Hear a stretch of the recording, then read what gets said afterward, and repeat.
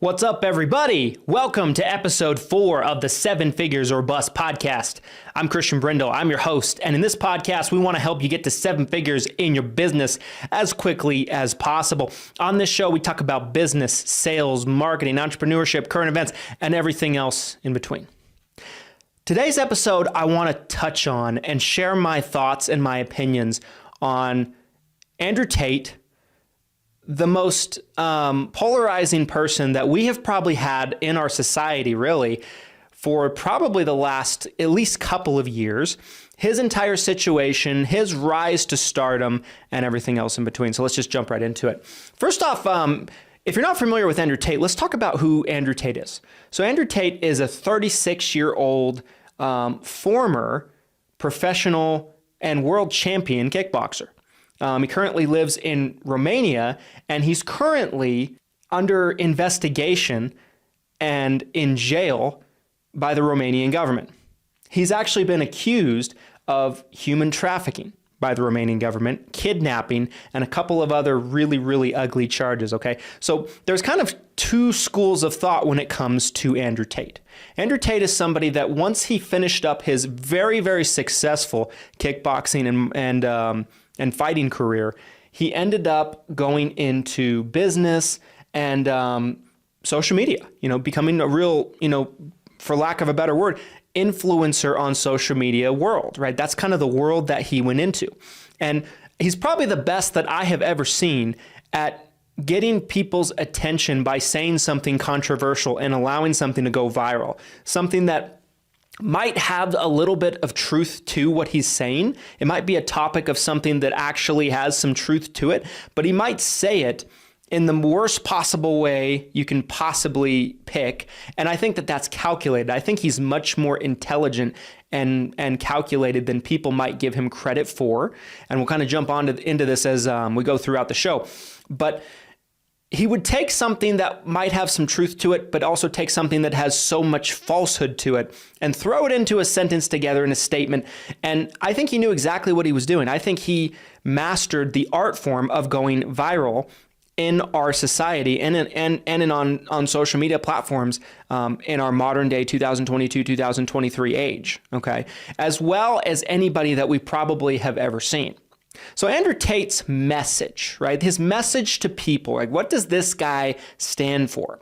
Well, if you ask him, he would say that he stands for kind of empowering young men to be men, right? To not be a victim, to be strong, to be ambitious, right? A lot of things that I would actually agree with, a lot of things I think are actually great messages for men in our society today. I think he talks a lot about how there's a lot of push in our general society and social accepted protocols that it's okay for men and particularly young boys to be weak, not strong emotionally or mentally, and it's almost kind of coddled in a way. Now, don't get me wrong, I'm as much as anybody am understanding of mental health. I know everybody has emotions, feelings, everybody has tough times in their life. However, it's so coddled these days to where it almost makes people feel like they have the ability to be put in a victimhood mentality. And I think that's something that Andrew Tate talks about quite a lot. Now, early on in his social media career, Andrew Tate was actually talking about dating advice. Him and his brother Tristan kind of worked together to put out these videos and kind of put out these clips that were just like little pieces of dating advice and how to be like, a rock star and a stud when it comes to dating for men. And that's kind of how he really ended up getting famous. So early on, he had a lot of quotes and comments that ended up just blowing up on social media, going viral on TikToks, YouTube shorts, all over social media. And a lot of his comments were kind of deemed to be misogynistic. Okay, so this is the thing with Andrew Tate. If you really look at what he actually says and what his actual message is towards people, there's a lot of stuff that socially and broadly would probably be accepted when it comes to go to the gym, right? Like if you are depressed and you are suicidal potentially because you don't like the way that you look. Maybe you're overweight. Maybe you don't feel very good about yourself. Maybe you're having a hard time finding somebody that wants to go out with you. Well, Andrew Tate's solution to this would be, well, maybe there's things you can do to improve you. Maybe you shouldn't just expect people to just go out with you because they feel bad for you. But maybe there's something you can do to improve yourself. Maybe you can go to the gym and get a six-pack. That's something that I've heard him say multiple times on different videos through studying the guy as he's just kind of blown up. Now, Andrew Tate today is the most Googled name in the world currently. So I find that it's something that everybody's making a video about. So why don't we? Why don't we do a whole podcast on the Seven Figures or Bust podcast about Andrew Tate? So those are the things I think that he says that are actually probably pretty good, pretty wise, pretty insightful when you actually get down to the roots of what he's saying and the message behind it. Now, where he crosses the line and where he really gets himself in trouble, in my opinion, is when he kind of jumps into some of his comments about women. He's somebody that has done a tremendous amount of podcast interviews on different podcasts. There's been podcasts like that he did with Dave Portnoy, where he goes on and he almost literally says comments like women are property. He almost hints at that. And some people have made the argument that Andrew Tate is really just trolling, that he's like a professional troll, that he is manipulating the situation. He knows exactly what he's doing. And, and he's just trying to do it to get a lot of public outrage. That could be. I have no doubt that the guy is incredibly smart, very well spoken, and I think that he knows how to control a room when he's giving an interview and maybe control the narrative. And I think he words things in a way to where he might be saying something that might not be so bad, but he's wording it in a way so it sounds a million times worse than it actually is. So my thoughts on Andrew Tate is there's a lot of things he says that I actually like and I actually agree with when it comes to inspiration, motivation, shoot for the stars, try to make the most of yourself, try to make yourself a person of value, right? A man of value, a woman of value. I like all of that. I can get down with all of that, and I'm in agreement. It's what I teach as well. However, I don't stand by a lot of the comments he's made about women. Now, are these things he's actually said that he means? I'm not quite sure. I don't know if these are things that he just puts out there for attention or if he actually lives his life this way. This is something that I don't know. I don't know the dude's heart. I don't know what's actually in his head, and I don't know what he does behind closed doors. So I'll just leave that where it is. He said a lot of things that I wouldn't agree with when it comes to women, like the fact that they're property. He made a statement one time that if he was going out with a girl and she wanted to do OnlyFans, that he would need some of the money because she belongs to him. And when I first heard it, I laughed. It was kind of like just such a crazy thing to say. Now, for me, if I was going out with somebody, if my wife came to me and said I wanted to do OnlyFans, I would be like, no, absolutely not. I would not want my wife to be on OnlyFans.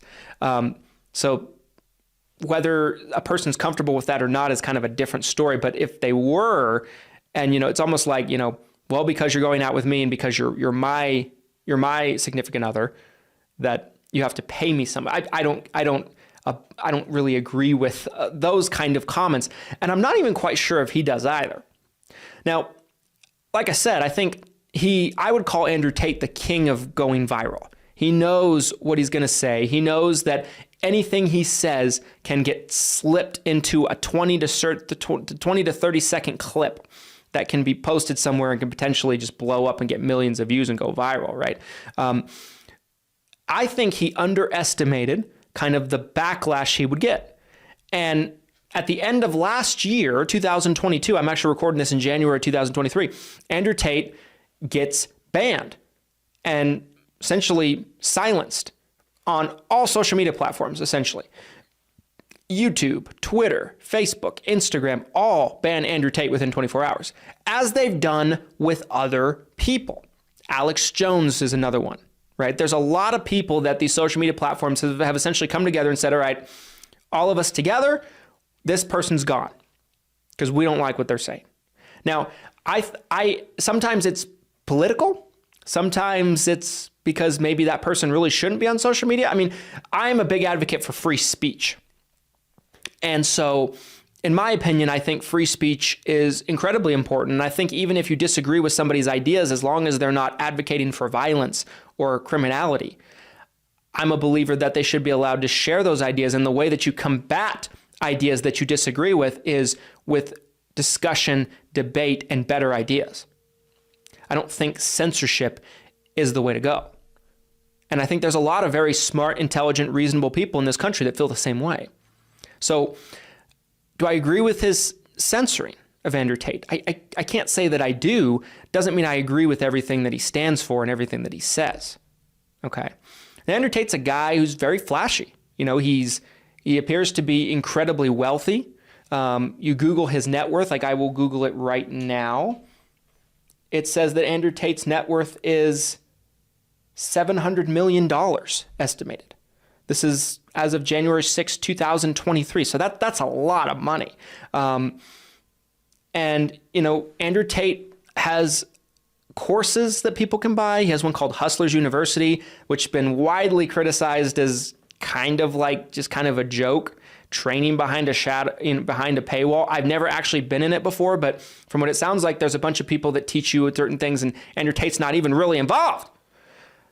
That's neither here or there, but this has become so successful, his courses, his online content that he sells.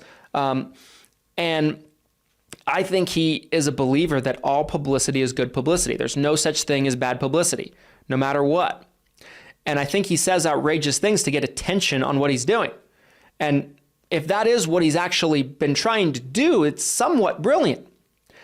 But there's a lot of people that think that his most recent arrest might have been caused not because he actually committed the crimes that he's being accused of. And let's be frank, I have no idea whether he committed the crimes that he's been accused of. And if he did, I hope that justice prevails and he gets sentenced to a very harsh sentence, and that there's something that's done about it, because there's not enough that's done in our world across the entire world when it comes to kidnapping, human trafficking, all of that stuff. Now, that being said, if Andrew Tate was really running a organized crime business, as he's been accused, human trafficking business, it would be incredibly stupid of him to try to garner the level of worldwide attention that he's been able to garner. It wouldn't be smart. You think he would be much better off playing it safe and just kind of being behind the scenes, under people's noses, if you will. Now, who knows if he's actually done it? I think time will tell. He was actually arrested. Let me see if I can find the day. It was actually pretty recently. I'm seeing if I can find the day that he was actually arrested. It looks like he was arrested on December 29th with his brother Tristan and several other people with accusations of, like I mentioned, human trafficking, kidnapping, the R word, I will not say, just due to this video potentially becoming demonetized as a result. So some pretty severe charges, pretty serious accusations that have been thrown at Andrew Tate. Not only him, but his brother Tristan and several other people that a lot of people don't really know who they are. They're not as well known. They're not as well known as Andrew Tate and Tristan Tate. I think it's kind of interesting because it's one of these things where he has been going around ever since he got banned on different interviews, and it's almost very Tupac-esque, if you will. Because Tupac, if anybody is familiar with Tupac, the rapper, right? Tupac, widely considered one of the greatest rappers of all time, but he's kind of become almost like immortalized after his death, just due to kind of what he stood for, how he lived his life, everything like that. Tupac predicted his own death in a lot of ways. Tupac said for a couple of years leading up to his death that he was probably going to die sooner than later. And so Andrew Tate, after he gets banned on social media, there's a couple social media platforms, such as Rumble, which is kind of like a YouTube competitor, that allow him to stay on the platform, and he really just starts to grow on these platforms and stay relevant. And one thing that he does is, it appears that he has a staff of people that take his clips, create different YouTube accounts, and post his clips on it and on different social media platforms, which keeps him relevant. I still see his clips, his videos on various random social media accounts pop up all the time in my feed. So it's almost like he's never been banned. He's still there. He found a way around being canceled, if that's even possible. And so he's still been wildly popular. Very, very heavily viewed on a lot of these platforms, and he doesn't even have an account anymore. And he's almost single-handedly been building some of these other social media accounts, such as Rumble and things like that, by himself, because people are just pouring onto these platforms to be able to watch and listen to his content. Now, Elon Musk, he was banned on Twitter. Elon Musk bought Twitter, as many of you know, and Elon Musk takes his ban away. Lets him back on Twitter. So he's actually back on Twitter now. Now, Andrew Tate goes around after he's been supposedly, quote unquote, canceled on all these different social media platforms, and he starts saying some pretty profound things. And he talks a lot about being a slave of the Matrix. If anybody's ever seen the Matrix movie, that's kind of what he's talking about. It's almost like you're living in a world that's a simulation, and it's not what you believe to be true and real. It's not really what's actually going on. It's all a lie brought by the powers that be to kind of keep you in a mode to where you're almost like enslaved. That's kind of the concept of the movie, The Matrix. So Andrew Tate commonly refers to things as the Matrix. He refers to the government as the Matrix. He refers to social norms as the Matrix. He refers to schooling as the Matrix. Just anything in our normal socially acceptable world that has programmed people in terms of what's socially acceptable, what's right, what's wrong. And I don't disagree with him on this whatsoever. I think that a lot of the information that's taught in schools, colleges, and what's kind of deemed as socially acceptable programs people to be workers, programs people to be average, programs people to never get ahead in life. It's just such garbage information. They don't teach anything about insurance. My assistant the other day was telling me in my office that they should teach a class in school that's mandatory about insurance. I agree. I'd teach the class. I would better so many people if I taught that class. Insurance, how to do your taxes, how to build a business, how to form an LLC. These are things that don't get taught in social circles, in normal schools of thought. It's just not what people are thinking about. And it's almost like we're brainwashed. I don't quite understand why it is. I think it's really a power thing, because I think if you're the government and you need people to, and I don't mean to get into the territory here of like conspiracy theory, because that's not where I'm trying to go with this, but I do believe there's some truth in it. The more that you and I rely on the government, the more control and power they have over our lives. And I think it's almost like they don't want people to be too self-dependent. They don't want people to be too powerful on their own. They don't want people to have too many of their own resources. I do believe that there's truth in this on every political party, by the way. I don't think that there's one that's more guilty than another. I mean, maybe there is one that's more guilty than the other, but I think it's present across the board. I think all politicians need their followers, their voters, and their supporters to be dependent on them as much as possible. So if they really provided information and taught a person to fish, if you will, opposed to just providing fish, if they teach people to fish, they're not going to need them anymore. See how that works? So Andrew Tate commonly refers to this as the Matrix. And, he's going to teach you how to escape from the Matrix and be your own man, be your woman. I think it's mostly men that he kind of markets himself to, if you will, in his products and philosophies, everything like that. But to be your own person, to be self-sufficient, and escape from the Matrix and learn things that they don't teach you in school, which I agree with all of, by the way. But he goes on a multitude of different podcasts, almost goes like on a podcast tour, and talks about there's kind of 3 steps when the powers that be do not want you to be heard. Number 1, they cancel you, which they did him. And number 2, if that doesn't work, they try to throw you in jail for something that you didn't commit. His words, not mine. Number 3, if that doesn't work, they kill you. And they frame it as a suicide. Jeff Epstein style. And so that is what he says. And then shortly thereafter, he gets arrested. This has caused a lot of people to believe that the charges that have come against him are false. And it's a made up false charge to find a reason to throw him in jail, ruin his reputation, potentially try to destroy him and stop him from speaking. Now, that's what a lot of people think. That's what a lot of Tate followers and Tate diehard fans believe. Now, whether that's true or not will remain to be seen, I think. I think as time goes on, currently there's an investigation going on right now. When they first arrested him and his brother and everyone else that was involved in this conspiracy, they said that they would be holding them at least 30 days. So I'm sure as time goes on, it's probably been about 2 weeks now, maybe a little bit more, we will learn a lot more about what's going on with Andrew Tate. And I'm sure we will get more details on it. Now, I think no matter what happens, whether he gets convicted or not, people's minds are going to be made up. There's a segment of people that believe that he did this stuff, whether there's evidence of it or not. And then there's people that believe that he didn't do anything wrong, even if evidence does come out to the contrary.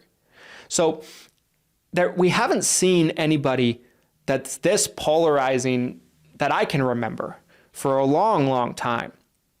I think Andrew Tate is somebody that I think he's very calculated. His father was a professional chess player. He actually did a video before he got arrested where he went on Piers Morgan and played Piers Morgan a game of chess, and he had 5 minutes to checkmate Piers Morgan, and he did. So he's a chess player. He's a 3 steps ahead of you thinker type of individual. This dude is not dumb. This dude is very intelligent. This guy is incredibly smart. So is there a situation or a possibility where he knew that he was guilty of XYZ, and he knew that they were investigating him, and he knew that he was going to get arrested sooner probably rather than later, so he plants these seeds to make it seem like he's predicting that he's going to be framed, planting the seeds in people's minds, almost like just thinking 3 steps ahead. How can I make it seem like they're framing me, and it's the Matrix targeting me to silence me? Maybe. I don't know the answer to this. These are just questions that I ask myself when I think about the Andrew Tate story and I think about the Andrew Tate situation. Do I think that there's corruption in the world? 1,000%. So is it possible that maybe he said some things that people don't want said? Maybe his message is something that some powers that be don't want out there? And maybe there was a bit of framing going on and they're just trying to do everything they can to destroy him? Is that possible? I wouldn't be surprised. I would not be surprised. And so I think there's 2 schools of thought. I don't think we know enough information to really make a determination on what the truth is versus what's smoke when it comes to the Andrew Tate situation. It's a very, very interesting story, very, very interesting development. And if there's more to me, if it's a more of an interesting story to follow, we'll do a part 2 of this as more information comes out and share with you kind of how this all plays out if it's something that you guys want to hear. But everybody seems to have an opinion on Andrew Tate. Everybody has something to say when it comes to Andrew Tate. And it's the story I've followed very closely. I've been very interested in terms of what's going on and what the truth is. Now, I don't think anybody really knows what the truth is except for the people that are involved with it right now, investigating it, people that Andrew Tate himself, his associates, these are the people that know for sure what's going on. I don't think anybody else really does, even if they pretend to. And so it'll be interesting to see how the situation develops. Anyway, guys, what do you guys think about Andrew Tate and the Andrew Tate situation?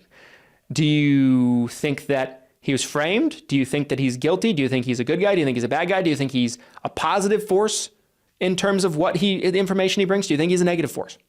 I'd love to have a dialogue with you about it. I'd love to kind of hear your thoughts. Comment them down below if you're watching this on YouTube. If you like this kind of content and you like this type of kind of breakdown of something like this that's going on and you want us to do more podcast episodes about it, do us a favor and drop a like on this video. If you're listening on an audio platform, make sure to give a 5-star so we know you guys like this kind of content. It'll be interesting to kind of see how this develops, guys. And if we get enough positive reactions to this type of video, then we might do more like it on the 7 Figures or Bust podcast. Anyway, guys, I appreciate your support. I appreciate you watching all the way to the end. Do us a favor, like, comment, subscribe, 5-star if you're listening on Apple Podcasts or another platform that allows you to do so. Until next time, we'll be back with another podcast episode to help you grow your business, be a better business person, be a critical thinker, most importantly. And we'll see you next time, guys. Thanks so much. Talk to you later. Adios.